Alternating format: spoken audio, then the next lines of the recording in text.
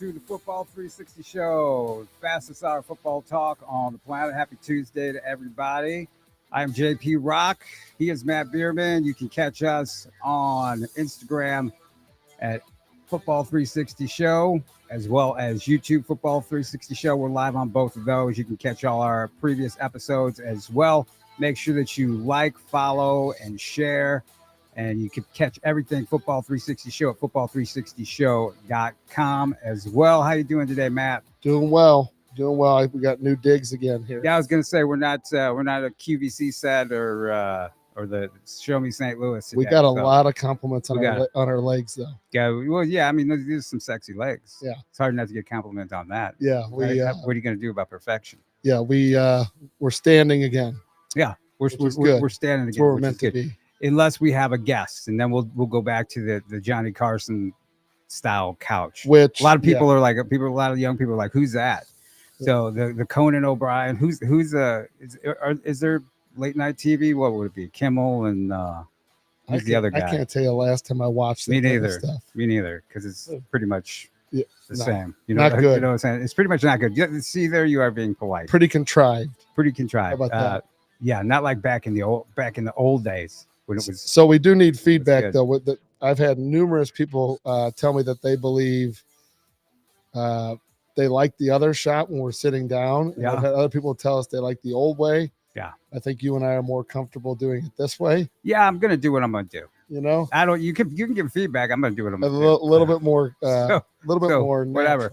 Because I'm just in that mood. I don't think we're meant to be fireside chatting. No. We're not gonna take phone calls like that and ask about your feelings or promote the latest book on self-help. So whatever. It's all football. So all the time. All the time. Which right in the middle of busy season football wise, especially for me, with the camps and the combines and stuff. Just wrapped up the St. Louis KC Varsity Combine, which was a huge success. Thanks to everybody who came out and helped and made it good. Elite helped out with it as well. And it was a big success. A lot. What was the final number of kids? Athletes. I think it was 225, 230, something like that is what I heard, which good. For an beautiful inaugural event, perfect weather. Beautiful. Guys came fired up. It's interesting. We talked about Mason Went on last week's show. And in fact, he cut the clip, which was really cool. I don't know if you saw it or not. No. But he cut the clip and posted it on X/Twitter, where I'm saying about him, doing so well at the KC Varsity Combine in Kansas City the previous week. Mm-hmm. And so you're like, oh, he's a worker bee. And we were just commenting on him as a player, right? What's funny is after he won, he walked over. Well, wait a minute, you're stealing the headline. Now. Sorry, jumping on the headline. Yep, you're burying the lead. So what the thing about it is he was in Kansas City the previous week, made it to the top 6 offensive linemen, was disappointed that he was nervous and forgot his technique and forgot everything that he learns at Elite Football Academy. And so he was really disappointed. He's like, oh, I got a track meet next week. And then he's decided, I want to come for that belt. And he came, and man, he won it. He was named the King of the Hill winner along with Ace Herman Dawson from Columbia Battle. And that's exactly what Mason did. He battled it. So all hats and props off to him. What a performance by him. I mean, you want to talk about just taking that as motivation, his loss the previous week, and turning that into a huge win. And you saw his reaction. I mean, he was just sky high. Oh, he was, yeah. He had to redact his words after he won. He did. He yelled and then apologized. He did. He's such a good kid. He's such a great kid. And he's on the rise. Like, he's a guy. I was talking to a high school coach last night, and his name came up, and he's like, oh, he's big. He's strong. I mean, 6'4", he's definitely coming. 298. Yep. Yeah. And he's a true center though at that size, yes, only because he's very intellectual, very he's just one of those guys. You can tell he's a center. He does. He is a center. He looks kind of like Clark Kent with the glasses, yep. Right? He looks very mild-mannered. And I even said to him, why not goggles, right? Mm-hmm. Or something like that. And he's like, well, I like Spec Rex. Yeah. I said, I like to let people, underestimate me. So I go with the big, thick glasses. And I'm like, well, that's good and bad.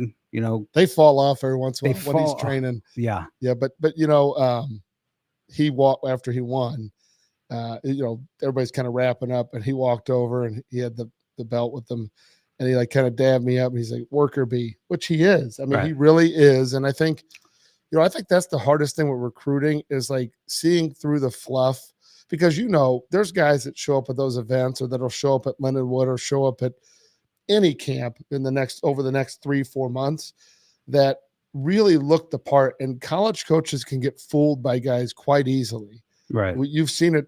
I've seen it countless times. The camp warriors. Yeah. And the problem is that they're not necessarily great football players. Right. Yep. And you got to turn the film on, and we talked about this story before, but like quarterbacks are real dangerous with that, because you can fall in love with the guy at a combine or watching 7-on-7, and then you got to watch the film. Can he, interact with his teammates properly? Does he leadership qualities? Good drive the ball down the field, or is he like a guy that just pops every once in a while, and then you're like, oh, he does really good. So I think those guys that are the worker bees are, that's where coaches that do their research really do a good job of kind of seeing through the fluff. Right. But I mean, and I'll tell you, JP, I think the statement, I won't say what school it was that was there, but it was early on in the just standing there kind of while they're warming up, and one of the coaches said, hey, I feel bad for a lot of these guys. And I was like,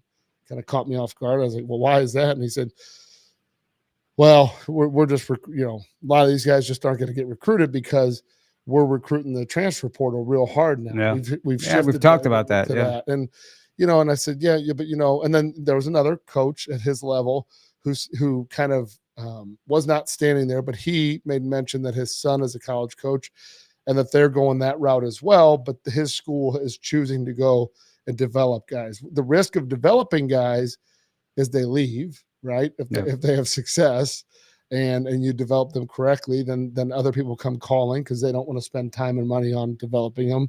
Right. Rather spend the money on having them come play for them. But yeah, I think it is a little disheartening when you hear that, because there's so many kids there that are trying really hard. There's some kids that just show up, right? I mean, you're going to have that everywhere, but and little guys trying to figure the process out, younger guys, which I think is just really smart of them and their parents not to be afraid to compete and make mistakes and look young, right? Yep. It's going to happen, but it is a little scary that, that even at the FCS level, guys are starting to like bypass high school kids, right? So what does that force them to? And we've talked about this, that unfortunately that's going to force a lot of kids down to D2, which is or JUCO is going to make a resurgence. I would have to agree with you on that. Yeah.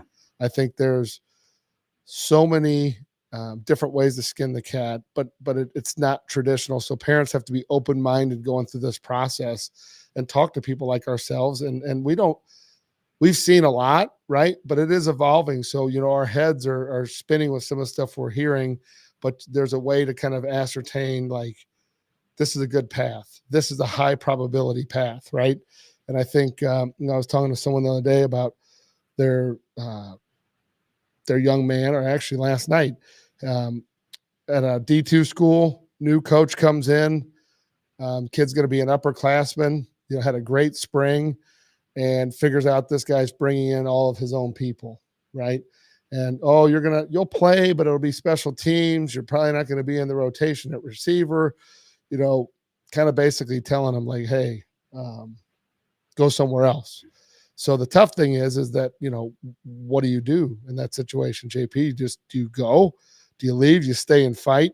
But I have found, if a guy's telling you have an honest chance, great, stay and fight. Yeah. If a guy's telling you a bunch of things that he thinks are going to kind of push you away, they might be trying to test you, but if you're stay where you're not. Yeah, if you're 21 years old and someone's playing, it's like playing head games with somebody. Like, just tell me what you want me to do, right, and then I'll make a decision based off of that. But a kid like that, now is forced into the transfer portal, and it's late in the process, right? He went all the way through spring. You would like to have known that right when the coach got hired, right? So you could go somewhere else. But it happens constantly, and it's happening more. So you hear that stuff at D2 level, what's going on at the D1 level. I mean, I don't know. All that's going to do is hurt the game of football. Yes. And what it's going to do is it's going to shrink the talent pool. It's going to shrink the game, and it's going to shrink the schools that play football. Yep. You're going to have less schools play football, right? Or it's going to become a club sport, and who can afford to do that? You can, right? Yeah, and so that's really what's going to happen. So really, in utilizing or the transfer portal and utilizing it, we've talked about it before. It's hurting the game of football. Oh yeah, 100%, and it will. And like everything else, everybody kills the golden goose. They'll utilize it now, and then once it kills it, then everybody will complain. And you can see that the foundation is being laid for how they're going to someday step in and make the transfer portal like this evil thing. Oh yeah. And in reality is, had they not loaded the spring so much, the NCAA being they, with all the just constant ignoring of what was going on. I mean, I can tell you story after story after story of high-level players wanting to leave whatever program they got locked into, right? And it was a coaching change or whatever it might be, a system change, and they just wanted to leave. Right. They couldn't leave. Yeah. And they would have guys, that legendary coaches that everybody knew and everybody talked about, but behind the scenes, that guy was such a jerk that he would not let kids transfer even to the D2 level to get away from him, and just would fight with him to the NCAA because he wanted him to be, he wanted him to graduate from his school, right? Yeah. Remember, there used to be, and I'm sure there still is, but there was that graduation percentage. So they measured when guys went into the school and how many guys graduated out. And so they would get paid off of that as well. There was like a point system. Yep. And so these guys would get so upset when someone would leave. But the problem is a coach came in and changed in that time. And now suddenly, this player is beholden to that. So yeah, that's why the transfer portal came in, but now they can free transfer. I mean, we talked about, what's the big tackle from Iowa that went to Alabama? Caden Proctor. Yeah. He went to Alabama. Didn't he go back to Iowa, back to Alabama, and now he's in the transfer portal again. I mean, somebody will take him. Oh, of course. And that's the Cromani McLean. The same thing's going on with him. Like he hasn't bounced nearly to that degree. Right. But you're starting to see this social media aspect of kids leaving. So some kids are getting vilified for leaving. Other kids are being applauded for leaving. Right. And social media is really, really not helping. I see kids who are leaving, NAIA schools and like, I'm in the portal, and they're making these big announcements, and it's like, good luck. That's all I got to say. And I know they're trying to promote themselves and stuff, but some of them, because I know a lot of or most, it's like, good luck. There's a pattern. Right? Yeah. Oh, yeah. You know the pattern. Yep. And I think the transfer portal, there's a lot of kids that are right now that are in purgatory. They're stuck. They don't know where they're going to go. They think they're going to go somewhere, right? Or they leave a situation where, let's say they're in a mid-major or, FCS school, and they believe that they have more coming their way, and then they drop down. Yes. Right. We've seen that happen with kids at Mizzou. We've seen that happen. Now, sometimes the dropping down is not a bad thing, right? No. Right. No, not at all. And there's a local kid who just did that, who went from an SEC school to, a much smaller school, and he's probably gonna thrive there. And who knows, if he does really well, he might try to bounce back up. I mean, that's really what has happened, what's become a college football. So, and it's not necessarily a good thing. No, and I think I'll give you a real world example. I'll leave names out of it. But I think it's one of those things that, like, kids are being presented with opportunities that are very difficult to get through if you don't have a lot of character people around you. And if you don't have, a college kid really doesn't have that much experience in the business world, right? So these people leading the charge on a lot of this stuff have the advantage over the kid. But let's just say a high level FCS receiver, defensive back, linebacker, whatever it might be, they go play, and they're clearly better than the level that they're at. Like, meaning they're one of the better players in their conference, if not the best player on their team.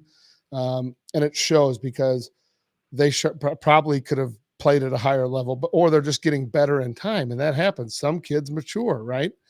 And that kid, I was talking to scouts, or saying, hey, good idea for him just to stay put, stay there, do what you're doing, keep doing what you're doing, and that's going to project very well for you. Case in point, SEMO just had a receiver get drafted, right? Right. Were there kids from other Big Ten schools that didn't get drafted and guys from SEC? Yeah, of course. A lot of them. Yeah. That kid got drafted because he was at the right level and they could project him and he looked really good. So long story short, real world example, kid that I know of, he was, after we heard that advice from the scout, like, hey, stick around, do a great job.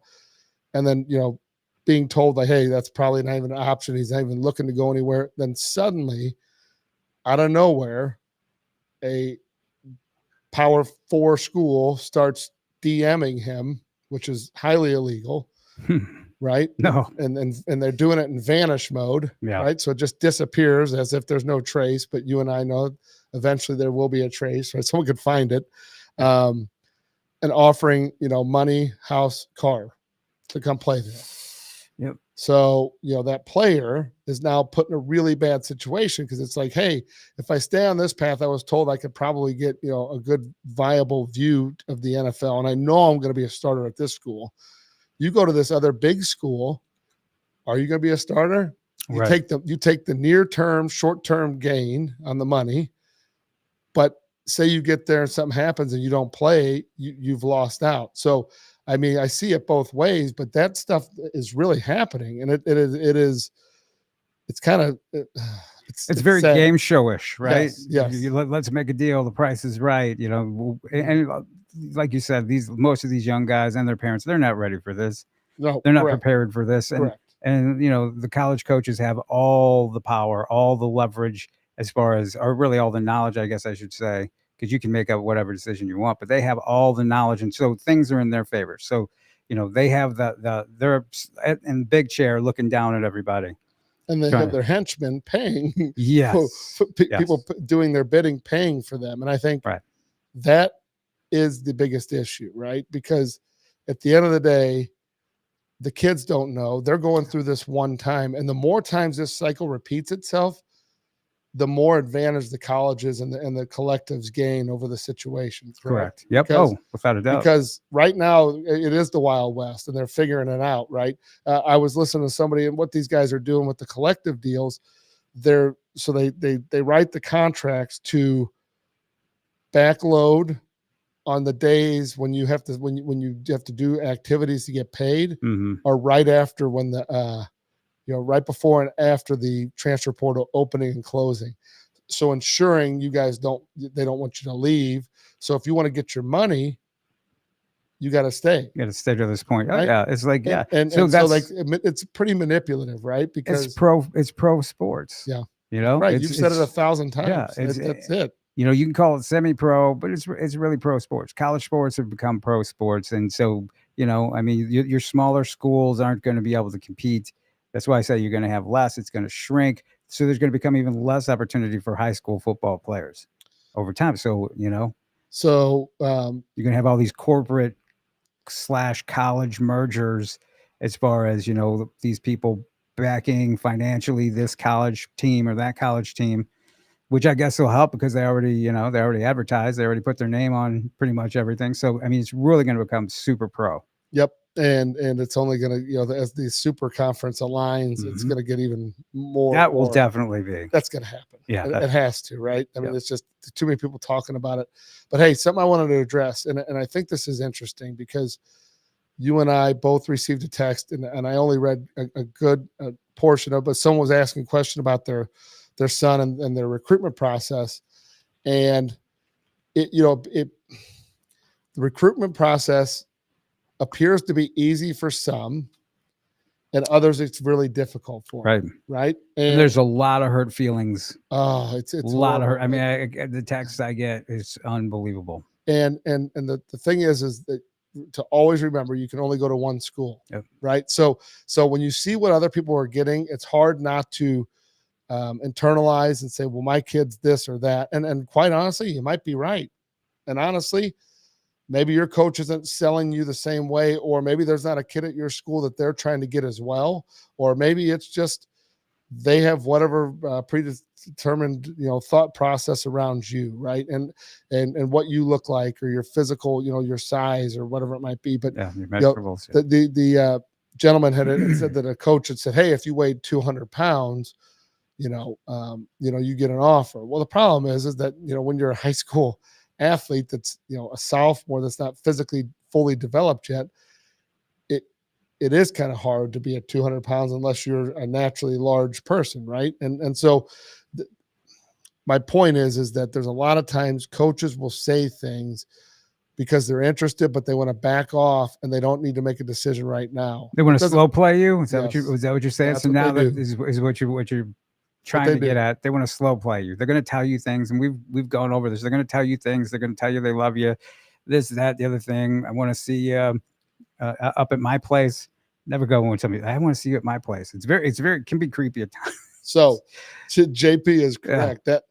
So one of the things they say that we want to. Okay, so quarterbacks, you are a little different because if they do tell you the head man needs to see you throw, 9 times out of 10 they're not lying. The head coach does need to see the quarterback throw. Other position groups, though, if they're going to be at a mega camp or they're at a combine or a showcase and they're not, and it's there's coaches watching you, they should be able to make a decision on whether or not they like you or not, right? And give enough data from watching you to give it to the head man who makes the decision, or they can pull the trigger right then and there. But you just nailed it. Come to our place, right? Well, we're going to be in another camp, right? Well, you're right here right now. You saw me. I just I'm the kid with the 10-2 broad jump, and I ran the 4.7 laser 40. You just saw me. You saw me and compete in the drills and the one-on-ones. No, come to our place. That's a slow play.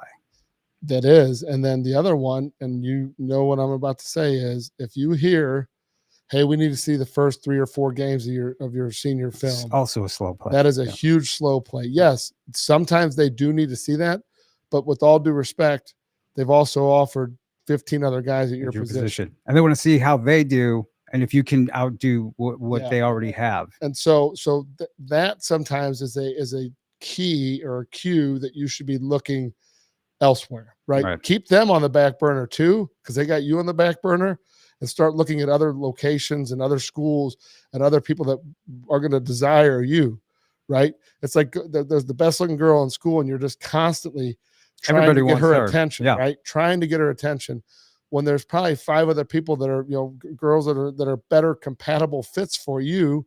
And you're just so focused on the one that really doesn't want you. And the problem is that you have a limited bandwidth and a limited amount of time. So if you keep doing that and you're preying on this one school that might not even be a good fit for you, right? They might not be even taking your position. Right. They might be slow playing you because they took 3 kids last year at your position group. So, well, it's easy to see the prettiest girl that everybody thinks is the prettiest girl and say, I want her, and go after her. It's a lot harder to look at the other ones and look at particular qualities and pinpoint those qualities, right? And be like, no, she's the one for me. And I got to tell you, there's a lot of lazy that goes into this. Just like some schools come into town, offer about 30 kids, and everybody's like, wow, they offered half the city.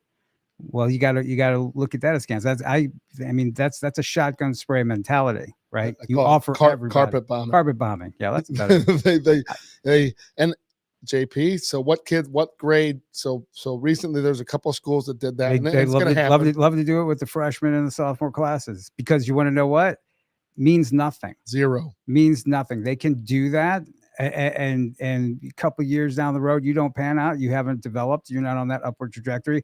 They can be like, yeah, but we decided to go in another direction. The one school you will not see doing that, University of Missouri. They can't. They cannot come in, drop a bunch of offers all over the city with freshmen and sophomore who think they have offers to University of Missouri, right? And then turn around when they're juniors and seniors and say, who are you? Right. They can't do it. So they'll go the opposite direction. You'll see them offer a kid who has 10, 14 offers, and you're like, well, what took you so long? Right. And so on the flip side, so these guys that come in and do that, you understand there's a marketing component to it. There is a, hey, we got in first component. With some of these guys, if they turn into being something. But the dangerous thing with someone that has an offer as a freshman or a sophomore is they think they've arrived and they have no idea. That's not a committable offer, right? 9 times out of 10, it's not. 9.9 times out of 10, it's not. So you really need to focus. If you're a guy that's getting early offers, that's great. Now, if you start getting early offers from Big Ten, SEC schools, that's a different story. Right, like Jack Brown, who was at the KC Varsity Combine, had a good combine. Great example. Just picked up an offer from Houston today. Okay, that's different. That's in a different realm. You know, Houston, the University of Houston down in Texas is going to offer a 2027 6'4", 6'5", 200+ pound tight end. Plus, we know Jack pretty well. We know what he can do. I mean, that's legit. Right. And so guess what? Jack Brown's going to get more and more and more offers. Yep. And so that Miami of Ohio offered him last week. So that probably did not hurt. Nope. Right.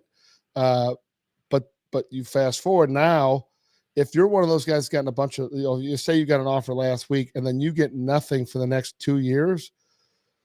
It's going to be a little bit more of a climb for you. Yeah. But right? Jack is showing a trend. Right. And that's happened. And we've seen some guys do well with that. We've seen some guys get like 1-2 MAC offers, maybe as a sophomore at the Lindenwood camp. Right. Mm. And then wind up, committing or signing with Kansas State or Oklahoma. So, don't take the fact that, I'm only getting offers from these two schools to mean that, it's over for us. No. Just like the guy who, you're talking about, somebody saying, you're not 200 pounds. If you were 200 pounds, that doesn't mean it's over for you. No, because you're going to weigh 200 pounds eventually. Exactly. So, but it goes back to what I was saying. Like these guys, they want ready-made products. So plug and play. They can say, he's already 200 pounds. Like our starting, safeties are 210. So it's reasonable to project. But if you're 175 or whatever you are, even though you have the attributes, they are still wanting a level of security on their end. Right. Because just like the SEMO guy said, they don't want to go out and really have to, go too deep. Want a sure thing. Right? They want a sure thing. So what's a sure thing? A guy that's put up stats at another level that is reasonable that they're going to do that at your level. So I feel bad for some of those young high school guys. I mean, and if you did get an offer, you got to keep working. If you didn't get an offer, you got to keep working. I mean, it's the same thing. So like, is your life any different today if you have an offer that's non-committable or if you have no offers at all? You still have to work. And so I think that is the biggest issue with a lot of what's going on in the football world, right? In the football social media is kids, show up and they want to have lanyards on their bag from all the visits. So I would argue if you have a bunch of lanyards on your bag and a bunch of bracelets and you've gone to these schools and they have not reciprocated with an offer, then you're just, either you're too young for them to care or you're just not what they're looking for. Right. And so, or they don't know that you're what they're looking for. Right. And there's time to mature and time to get better. But because I will tell you this, not to interrupt, but and I actually had a couple of younger players in the area who did not pick up offers when there was a lot of offers flying out, and so them or their coaches maybe reached out to me and were like, "Hey, what's going on?" And I'm like, "Doesn't mean a thing. Doesn't mean a thing. They just don't know." And a lot of these guys were from schools who had players who were upperclassmen who were being recruited, and guess what? That's a nice little add-on. Not only we want this guy, but we're going to offer this guy as well. So there's a lot of gamesmanship going on there and that goes on there. But I can tell you right now, I can name 2 players, but I'm not going to name them, who don't have a single offer, who have the possibility of being the best in their class. What grade? Because I'm 2027. Because I know I've seen everybody. That is one thing I can actually say that sets me apart. I'm not some guy 1,000 miles away or in the middle of Kansas who just sits there in front of his computer and it's a computer scout, I call him, and just like, watches some huddle and like, oh, this guy's this guy's that. I know. And so there are guys who don't have an offer yet who are definitely top 5 to top 10 in the class and who might be the very best player. And what's bizarre is you can have a conversation with a coach about that kid. Yep.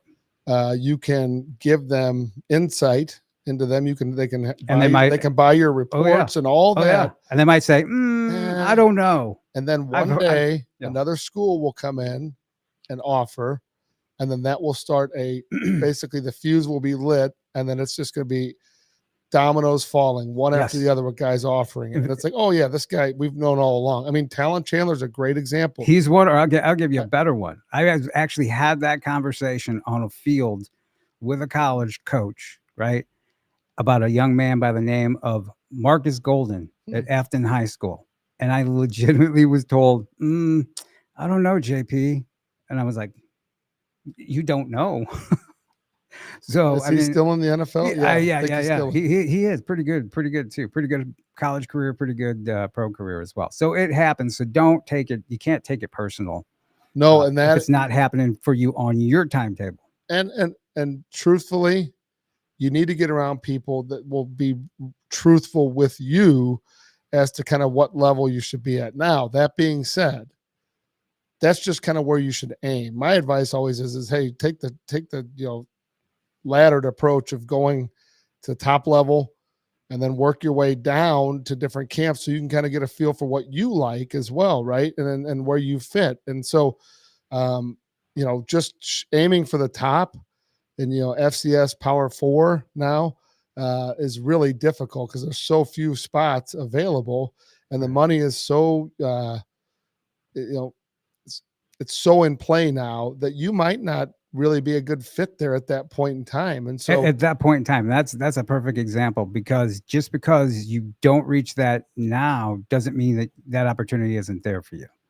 And there's like you were saying, there's many paths to go. So many. And that's what you need to shoot for, and that's why I said, keep building, because even if you do make it into college, and you say it all the time, like every week you're saying it's not the end goal to get an offer. It's not the end goal. That doesn't mean that you're done, So if all you can get is an offer from, Central Missouri or Truman State, you've seen the examples of what guys can do. I think Cody Schrader did all right. I mean, he led the country in rushing in D2, had to walk on at Mizzou, but the cream always rises. Do you think they wanted to let a walk on from Truman start over their, high level recruits? No, but at the end of the day, when you're getting paid off of wins and losses, you're going to put the best guy out there. The best, yep. And so he was the best. He proved it. And he was pretty much always that guy. But he was always that guy, but he kept building off of what he did and what he had accomplished. Yep. He didn't just be like, okay, well, this is it. Truman State, that's my lot in life. This is it. I'm just going to be the best Truman State player. I'm just going to be the best D2 player that I can be.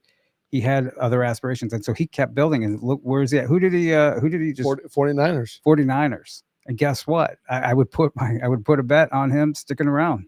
You know who he reminds me of is Brock Olivo. Yes. Right? And so it's like that guy Special go teams. out there, special teams, athletic. Oh, Christian McCaffrey goes down, plug that kid in. Let's see how he does. Oh, he does really well. Oh, look at him rushing for 100 God, yards. yeah, he had 100 yards. So, but he's a guy, and I think this is the tough thing for us to, and I touched on it early beginning of the show.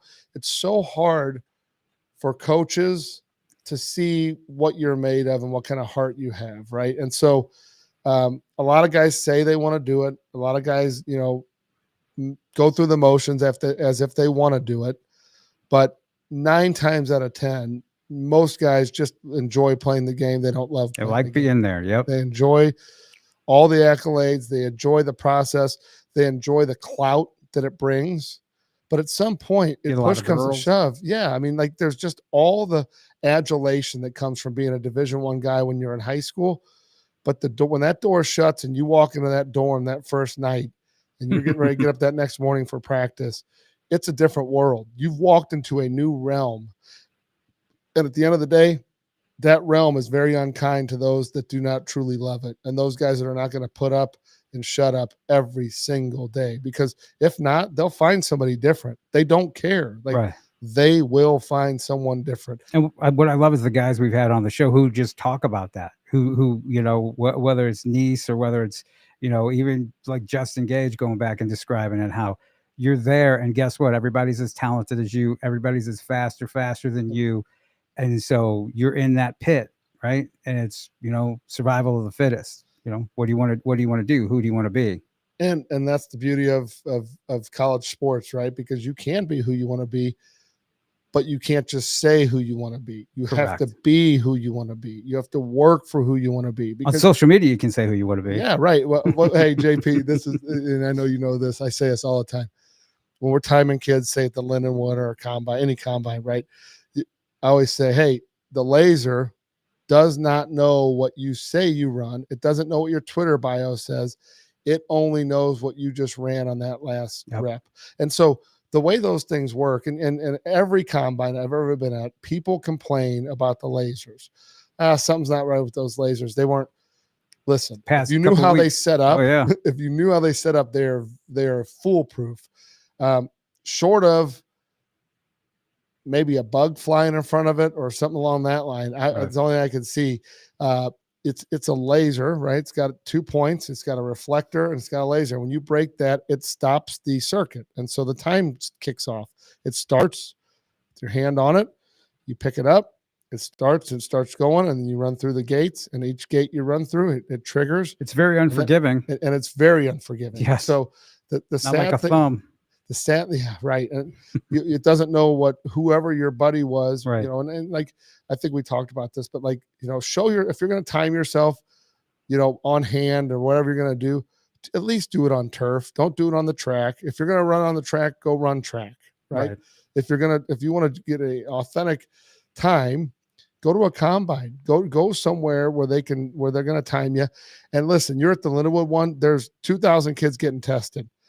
Those things are running day in, day out. The guys running it, they're making sure that your hand is down properly and that you're finishing, you're getting its clean start. You're holding your start for a count and then you go. That's what they're looking for. And so they want to make sure your hand's not in front of the line, right? There's a variety of stances people use, good and bad. But at the end of the day, like you just got to put your effort out there, and it's okay to be not as fast as you want to be. You got to work at it, right? And so like it's okay that you're not a 4.4 because very few human beings are. Well, here's the thing. Okay, this past weekend at the KC Varsity Combine, fastest man 4.42 laser. Guess Same what? Laser. He's fast. Right. There was also a 2027 freshman from Lee Summit North made the drive over to compete against St. Louis kids.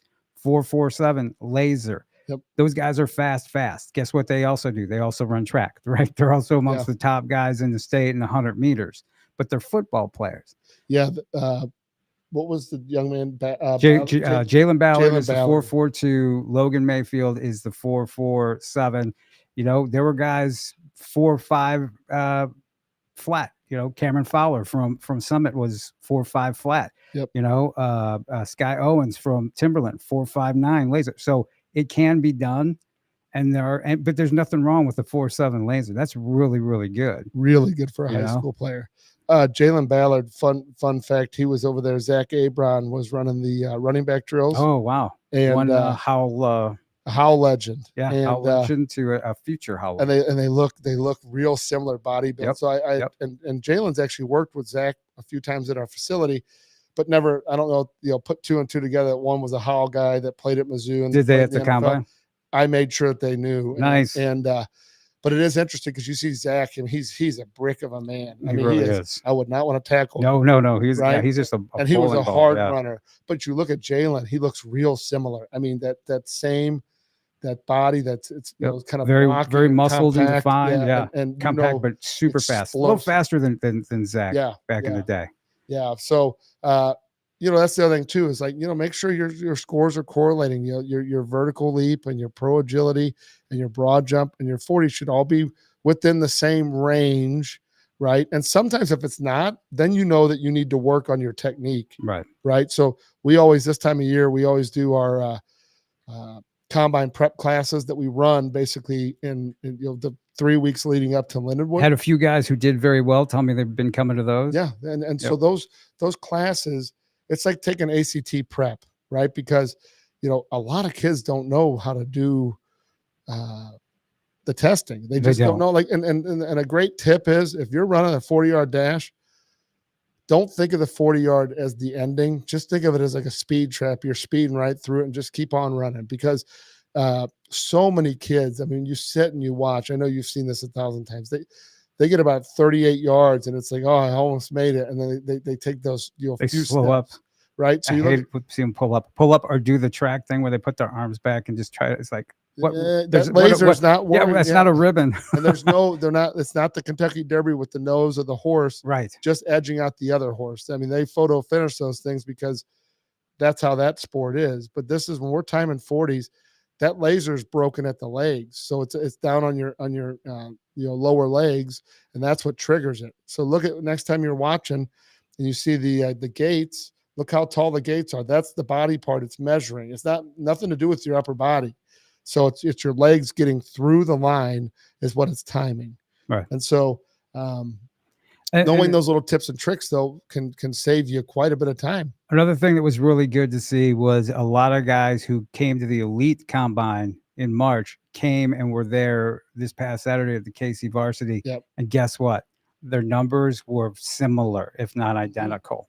Oh yeah. And that is a great test for you and great numbers to be able to show, because guess what? These college coaches want to see that. They want verified numbers that elite and KC varsity do. In fact, just this past week, there was a coach asking for a young man from March because they didn't know. They heard about it from his coach, what he ran. They wanted to see they wanted verified those verified scores. Exactly. So and that's the other thing is there's like a couple different companies that make the 40s, but Zybex Sports is the one that we use for our combines, and then Lindenwood, and then KC varsity uses the same one.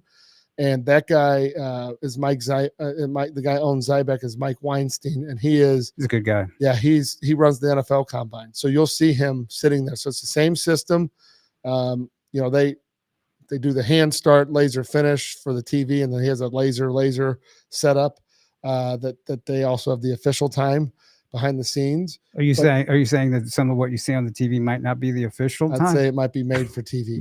So I could tell you this. I have been told that sometimes the fastest guy that's on TV is not the fastest guy that they have on the official time. Interesting. So when they're like trotting them out at draft time and they're like, he ran the fastest 40, that might not be. So remember what you said earlier, like the thumb, right? And think about too, like if you've ever timed somebody, there's certainly times where like you are locked in and you're human error, like human, like, oh my God. And, I see it all and then you look at the other guy next to you, go, hey, did you get that? What did you get? Right. Because that happens, right? Humans, but the machine, other than it like someone like picking their hand up or it doesn't catch. The only weird thing is every once in a while kids have gloves. Yes. And it reflects off the glove, kind of weird. So you ask them to take those off, or like a wristband, sometimes we'll catch it. Other than that, but that's caught before you run. But I think, having a standardized test, and something I'll tell you, JP, actually right before I came here, I was on a call. So at our facility, we're part of a system called the Universal Speed Rating. And so those Universal Speed Ratings are, it's a conglomeration of gyms around the country. I think it's a little over 100 gyms now that measure their athletes, right? So we're going to measure a lot of our athletes in combine training. We're going to measure them when it comes to the combine at Lindenwood, but it will then put you in a database and show you how you rank versus other kids, your age, your position across the country. And it basically takes the 40 and shows you, what phases of the 40 you're good in, what phases of the 40 you're not so good in, and what you need to work on, and then how fast ultimately you're able to run and sustain your speed. So pretty cool. And so we're going to be rolling that out here in the next few weeks. So we're excited to be a part of the group and doing a good job with learning more about their process. But it's a really good analytical. It really dovetails well with our off season, where we have the same programming for strength. And so we can measure you analytically on strength as well as the speed side of things now, which then gives athletes a better chance to be successful when they go to an event and they're not shocked by their 40 time. And so I think that's, a tough thing sometimes when kids don't get the desired results. They want to blame or get mad. Listen, nobody's there. And that's why you run two tests. Because if one is faulty, you get the better of the two, right? And so, but I will say, and you've seen this, I don't care how good of a football player you are, if you do not have measurables that are in the right frame, it's going to be very difficult for someone to look through. And every college has them. They have their range of measurables. You got to be between this and this and this weight and this weight, and run this and test it, And I see kids on social media posting their workouts and lifting, and they're still doing a lot of the old school, the benching, the squatting. and then they turn around, and so they're strong, but they're not functional. Right. And they run slow 40 times. And I got to tell you, they don't care about those lifts if you can't transfer to the field. Like, it just doesn't work. And about the lifts, do not post you struggling and straining and arching your back. I can't tell you how many benches I see where a kid is just completely bowed, struggling. It hurts my back watching it. Absolutely. Wait till you have surgery when you're 40 years old. JP, that is funny, because the other night I was sitting there watching something that pulled up on my screen, and it was someone struggling. I don't even know who it was on a bench press. Might not even been anybody from our area. And one of the other coaches is in there, and he's like, "Oh my God, look at that!" Like it's. But you see it, and if here's the other one, and they're proud, and you have a guy squatting, spotting you on a squat, where he's. I'm all for safety, but if someone's touching the bar or touching you on that squat, like hooked around you, don't post it. Like, no, don't post. You don't have to post that stuff. That's not helping you. That will hurt you. Okay, so if you have a 400-pound squat and you're running a 6 flat 40, bad idea. Work on single leg movements, work on address your needs, get on the things that need to make you move more efficiently. Being big, strong, brutish does not going to get you that far. Look how fast the D linemen were at the combine. Yeah. They're down in the 4.9, 5 flat range. Oh, yeah. Mike Neese was in here, 6'3.5", 6'4", 305 pounds, 5 flat 40. Like, that is moving. We had kids this weekend that and we had kids this winter that are much smaller than that can't run a 5 flat 40. No. Right? No, right. And so, movement is the key. And movement can also be acquired in the weight room. It's not just necessarily getting bigger and stronger. And I'll tell you, like, we have had people tell us, like, well, I don't know if I want to do the off-season program because it's pretty much – a lot of movements. I want to just get really big on my bench and my squat and my power clean. And it's like, okay, that's fine. But like Kenny Powers said, do you want to be the best at working out, or you want to be the best athlete? Like, at the end of the day, like you have to pick. You can't do both. You can't get big, bulky, and strong and expect to move well. Have bad, stiff hips. Right. But the perception is you got to gain weight, and that's how you gain weight. Being big and bulky and stiff does not mean that that's the proper weight. Right. There's ways to gain weight through supplementation, through proper eating, through sleeping, through all the different various methods. Bulk lifting is not, powerlifting is not the only way to gain weight. That's just, it's not. So, on average, I think I told you, we have kids gaining 10 pounds their first 6 months of our off season, and then 25 over that 1 year period. 25 pounds, you weigh 175, you stick on it for a year, you weigh 200. Right. And now coaches are going, oh, this guy's about the size we need. But therein lies the problem. You play 2 sports. Bingo. We talked about this last week. What I was just really difficult to do that. You cannot, can't worship 2 masters, right? You cannot have 2 things that are diametrically opposed to one another. And because they're both sports and they kind of help each other, does not mean that is the best path for you if that's what you want to do, right? And I hate it, because kids should be able to play whatever they want to play, but on the flip side, recruiters should be able to recruit who they want and how they want to recruit them, because they have a job that's on the chopping block every single year, right? Yep. Absolutely. And I have actually had a conversation with a dad recently about that. I'm like, because they're not happy with how their son's recruitment's going, and they're still a young player. But I'm like, well, you want to know what? I know they love this particular sport, but they're going to have to pick at some point. And I would recommend, and I never tell anybody what to do, but I would recommend that they take the next year, following this season, coming football season, to develop themselves physically as a football player, and not worry about the constant just banging of the constant running. Well, it's hard for me to maintain weight at this sport. When I'm playing this basketball and lacrosse and soccer are very difficult to maintain weight. You don't see, you generally don't see the real big guys like that. And so you really have to pick. You really do have to pick. There's that, and I know there were some guys who were really fast guys, but they ran a track meet the night before the combine on Friday. They did well, but they weren't as fast as they were. You're gonna not going to slow do your that. legs down. One mom like DM'd me and was like, "Yeah, we're just finishing up running, and it was a sprinter. We're just finishing up this," and it was like 10 o'clock at night. Yeah. Oh, those track meets are all day, and you're on combine was registration was 7 a.m. It's like early start, and so but what's interesting? Still vertical jump 38 inches though. That's pretty damn good. Hell yeah. So so like football catches the brunt, and I know baseball probably catches a lot too with like specialization.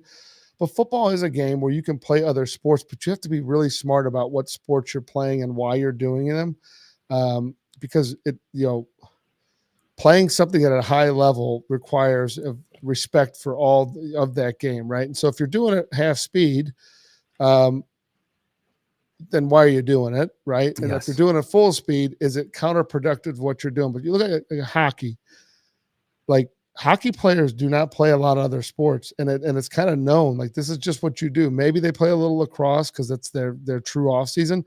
But the high-level guys are back in the weight room lifting. I mean, right down the street, we have our gym where we have all of our hockey players. And Jeff Lavecchio's on. We're going to need to have him on. But he trains those guys. And it's specialized training for hockey players.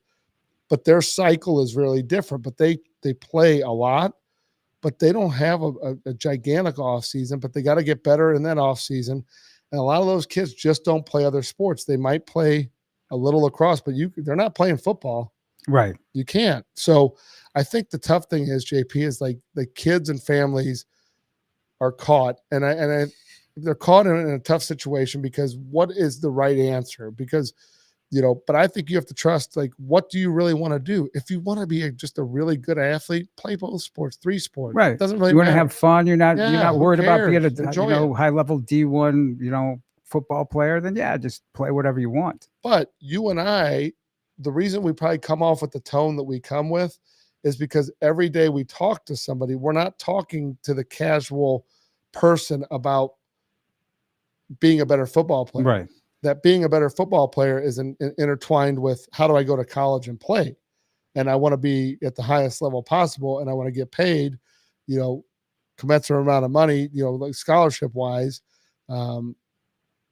to go play, right? And I think that how you maximize that, I think is really up to you. And so, like, if you say you want to be that guy, you can play other sports, yes, but at some point that decision has to be made as to how you're going to navigate it. And some people have navigated it beautifully, right? But most that I've seen, by the time they're juniors, they're done. You can't wait. You can't wait that. Like you really can't. Now, I try to advise people of this, but you can't wait. You can't wait till your senior year, heading into your senior year.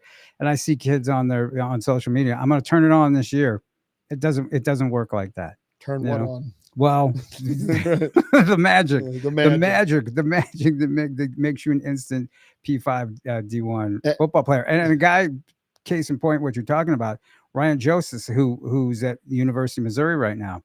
First time he came into elite, he was a 215-pound kid, right? Yeah. What is he? He's over 300 pounds now. He's like 300, 305, something around there. And he loved basketball, right? But and I said to his dad, I'm like, well, he needs to decide, does he want to be a college football player at a high level? Because his grandpa was all Big 8 defensive lineman at Mizzou back in the 80s. Big guy too. Still a big guy, man. It'll still crush your hand when you shake it too. Big, strong guy still at his age. And he was all Big 8 in like early 80s, so like 40 years ago. And so he, did he want it? So he went from being a 215-pound kid, right, to once he dedicated himself to football, came into elite, trained, wanted to get bigger, boom, and then he looks the part. Now he fits the role. You wouldn't recognize him. I could pop up a picture of him that first day at elite, skinny with his little pipe cleaner arms. But he committed to doing what he needed to do, right? Yes. And he still tried to play other things a little bit, like every once in a while for fun. But as soon as it started, like I think he got a concussion one time in basketball. I think that might have been it, right? It was like, we're done with this, because he needs to start really dialing in, and he did dial in, and you see the result. Yeah. And I think, there's no guarantees. So you do this, what we're talking about, and it doesn't go your way. Well, at least you tried to do it the right way. Yep. So that's why you have to make the decision. Is football a hobby? Why am I doing this? Why am I doing it? The why. And yeah, what is your why? Because I always say, like, if you look like an average football team across America, 5% of those guys absolutely are diehard, love football. They're the guys going to the field.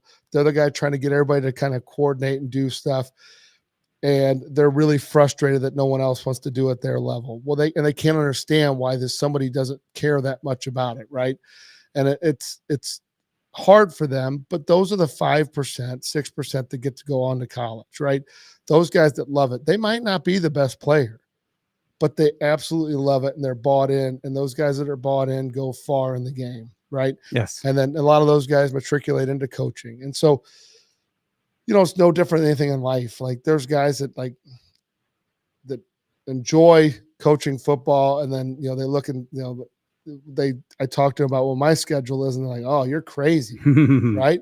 Yeah. Well, but this is what I do for a living, and I love football, and I do it every day, 7 days a week, very few breaks, and I'm not complaining because I enjoy doing it. You can't beat it, right? Doing what you love. I enjoy it. So, and I love doing it. So, but on the flip side, if you're doing all that and you don't like it, you become very bitter towards whatever that is, whether that's a job, and you won't be good at it, a relationship, a sport. So I think you got to be really careful about what your why is. And I think a lot of people have probably not even asked that. If your why is to satisfy someone else's needs, it's probably a bad thing. Yeah. If your why is to become the best player you can possibly be and see how far you can take this thing, then you put that plan together and you work towards it. Right. Or you see a lot of people who think it's fun, and it is a lot of fun. What we do, we have a lot of fun with. Like I said, it's and a lot of people think that that's for them, but it's not.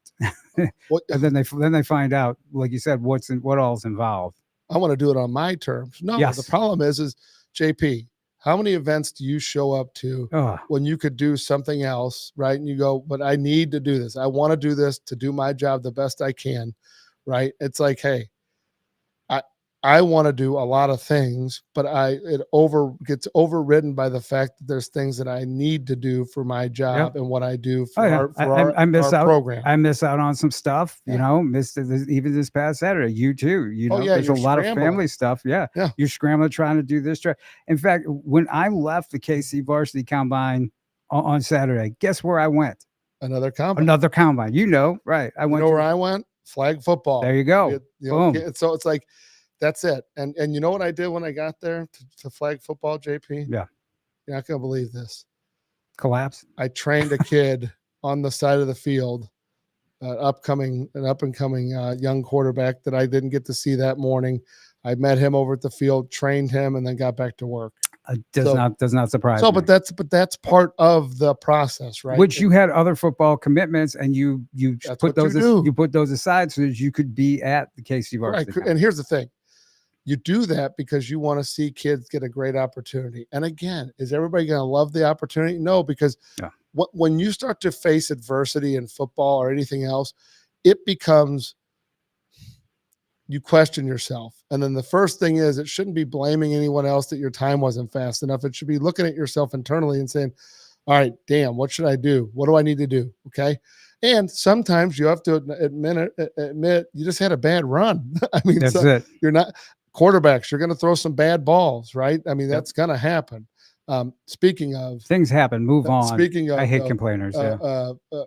We did a little drill that they set up. One of the KC Varsity guys set up. It was a good little drill where they just were rolling to the right and left, just kind of alternating. Yeah, the circle. And it was really interesting to see. And there's a little bit of wind. I wouldn't say high winds, but definitely some wind. And it was really interesting to see the number of kids who even knew how to do that versus the guys that didn't know how to do it. And there's just tips and tricks when you're throwing on the run. And I mean, I even had a little 8th grader there. I mean, it's a long throw for him. Is it Hilton? Yeah. Yep. Hunter Hilton. And then Jack Sengpeel was another guy that was there. Those guys are both 8th grade guys. So definitely drinking it in. And are they going to be perfect at, throwing that ball about 25 yards, on a diagonal? No. But they knew what they were doing, and they're going to build the ball off that. there. Yep. And so Actually, Jack's dad did write me afterwards and said, hey, he was a little nervous, did a good job. And I think the experience for him was great because, again, he's going to be at Lindenwood in a few weeks, and it's a whole new experience. And so, Hunter will be there as well, right? And, I told you I had my son jump into the winter one because I just want to see how the younger quarterbacks do. It's not like anybody's there recruiting them at that point. That's not the point. 2 years from now, they will be if you stay on the path, right? And so everybody wants a now scenario, a solution. It doesn't work that way. You got to get on the field at your own school, right? You got to be the starter as soon as you can be if you're a quarterback. You got to be in the rotation if you're a lineman, a D lineman, a linebacker. Hey, speaking of last thing. Yeah. Elliot Hummer. I just want to point him out. I know you and I have talked to him. I've pointed him out for years. I mean, monster, he right? He looks 6'3", legit, 222, right? Yes. And 38-inch vertical. And he's good grades. 10-foot broad jump. Yep. Good person. 4.8 laser. How in the world are you not looking at him on the hoof and going, all right, who is that kid? Nice in coverage on Saturday. Yeah. I mean, I saw a situation with him and a couple, the linebackers were running out there to jump in, and they were doing like a 2-on-2 and a 3-on-3. So the linebackers got to get some play because they were doing one-on-ones with the running back. Yeah. So you're getting, you're rotating your normal reps going one-on-one with the running backs. Well, then they add 3-on-3. And so now that's a whole nother dynamic because now you got, 2 defensive backs and a linebacker, and then they're trying to fight for reps. Right. And numerous times, like he was out there and then, someone else was like, no, it's my rep or whatever. But you could see it ticked him off. He yielded one of the reps to another kid, took the very next one, and then kicked somebody's butt. And I pointed that out to him because I said, hey, you might not think people are watching. I said, you handled yourself extremely well. You didn't, you could have been way worse than what you were. But you made your point, and then you made your point the next play. And I think that experience, while it might seem chaotic, it isn't chaotic because that is how it works in those camps and those showcases. Right. And there's coaches watching how that stuff goes down, right? I'm sure he probably was a little shocked that I even noticed it, but I was watching. I love watching. Goes back to that saying, you never know who's watching. You don't. Right? You never know. You don't. And what we're watching. But that's a kid. If you're listening, college coaches, my gosh, please. Reminds me a lot of do your research. Reminds me a lot of Austin Romaine from Hillsborough, who's at Kansas State right now. Yeah, college coaches, you're really missing out. Fort Zumwalt West 2025, 6'3", 222. Like I said, 4.8 laser. Yeah, legit 37, 38. And like I said, he's one of the ones who his numbers are consistent from what they were in March, right? So he's that guy. And he was telling me he broke the school record in javelin. Javelin, yeah, just first year doing it, I think. And he's running 100 meters in track too. So he's a sprinter as well at 222, right? Yeah, right. Those are the ones you look at and you're like, oh, that's what he looks like, a Division I linebacker. And he knows how to rush the edge too. He does know how to rush the edge. So, and guess what? He's going to be 235, 240 in college. Yep. Right. And keep all that. And even actually, once he gets in a good strength and conditioning program, be even faster, be even stronger, 100%. All that stuff. One last thing I want to say is, you mentioned about Hilton and Jag, the 8th graders, right? Yep. There was an 8th grader who made it to the finals of the King of the Hill against all upperclassmen. Jerry Richmond, 6'3", 303 pounds. And that's a good size for an 8th grader. But I have people say to me all the time, well, we're only an 8th grader, going to be going into 9th grade. We're only a 9th grader, only stuff. Those guys that come to these events from 8th grade on, it's such a great building experience for them. It's not a surprise you see those guys, right, picking up the offers. Yep. Okay. It's not a surprise. And there were a bunch of offers. Jack Brown was there, got an offer. Right, James Bryant was there, got an offer. I mean, all these guys. It's not a surprise because guess what? James Bryant, he's been coming since he was an 8th grader going into 9th grade. Right, at elite. And you got to become familiar with the process, and so I know the Lindenwood one will be very overwhelming to people because there's so many people there. But it's small groups that actually come in. Like you're there, you see every single kid that walks through the door. I mean, JP's probably the second person you see. Right? I mean, honestly, like you're coming through the door, he's right there. And the crazy thing is that it seems like a lot of people but there's only like 130, 140 kids per group coming through. Right. But they're just staged in different areas so that when it's your turn, you get to shine and you get to do it. But be a young guy, get in there. If you haven't registered, get in there. Last thing, this coming Monday, JP will be there, St. Louis Metro Football Coaches Association. Really cool event. I think it's the 31st year of it. This is the 3rd or 4th year where they've actually had a combine attached to it. But what happens is the high school coaches hold at the Smet this year, they hold like a round table, if you will, like in the cafeteria with a bunch of different stations where each high school coach from any given school that shows up that's in the coaching association, they hold a table and then they get to talk about their players. And then the college coaches rotate and come around the room and talk to them about their kids. And that's a really great way for your coach to promote and see a lot of schools at one place. That way it's not as hard on him during the day, having to leave class and manage all of that. And then right when that's done, all the athletes are down on the field and the coaches, the college coaches and the high school coaches can come out and further that process and watch the high school kids go through those drills in front of college coaches. Yeah, it's always a good time. Another opportunity, and that's what we're all about, is providing everybody opportunities with these combines. So that's me. I'm on the road, right? Again, Saturday, I'm going to be in Shawnee Mission, Kansas for the last KC Varsity Combine over there for this year at Shawnee Mission East High School, Prairie Village, Kansas is where it's going to be nice held. Setup, right? It's a really nice setup. It's going to be really nice. You can still sign up for that if you want to make the drive over, but we're nationwide, Matt. So if you're in the Midwest or wherever you are, there's going to be some high level kids from California, I heard, are gonna show up out there for this one. So Colorado kids as well. So KCVarsityCombine.com. You'll see me there. You'll see me at the St. Louis Metro Football Coaches Association showcase. It's on Monday the following week. See, it never stops. It doesn't. And then 2 weeks after that, Lindenwood Camp. I mean, Lindenwood Camp. Yeah. So and then on, and then the season's going to be here in no time. Yeah. So get some combine training in, get some skill training in as well. You can't cheat the process. No. Start working. If you haven't, if you've been working, keep working. No, yeah, exactly. Keep building. You might make it just by happenstance, but guess what? Your success level is not going to be as great. So with that said, we're going to take off for 7 days. And next week. See you next week. Fastest Hour Football, football360show.com. Catch us on Spotify as well as Apple, iTunes, and we will talk to you next week. Stay safe.